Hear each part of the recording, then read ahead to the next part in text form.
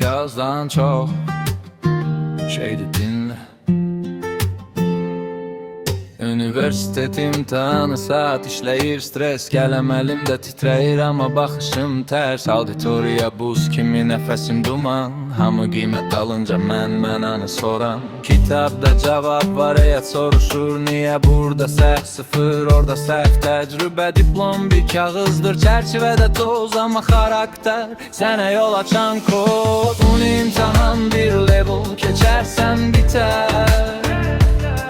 Hayattaki esas imtihan her gün her seher. Burada bal verirler, orada ders. Galip odur ki yıkılıp yine de gider. Geceler yuxusuz, divarlar şahid, bacarmayacağım deyir qorxu, amma mən inan.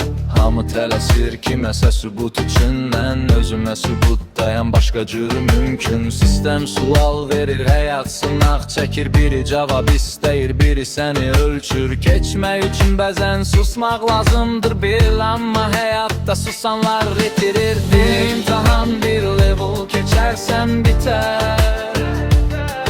Hayattaki esas imtihan her gün her seher. Burada bal verirler, orada ders. Galip odur ki yıkılıp yine de gider.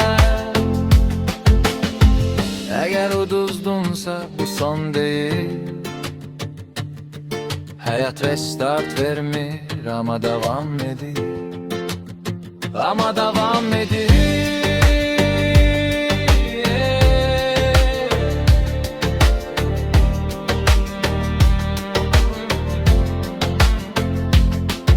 Üniversitet kıymet yazır hayatız, kim olduğun en sert imtihan biz.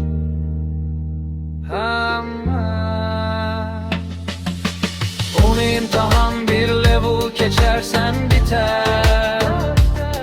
Hayattaki esas imtihan her gün her seher.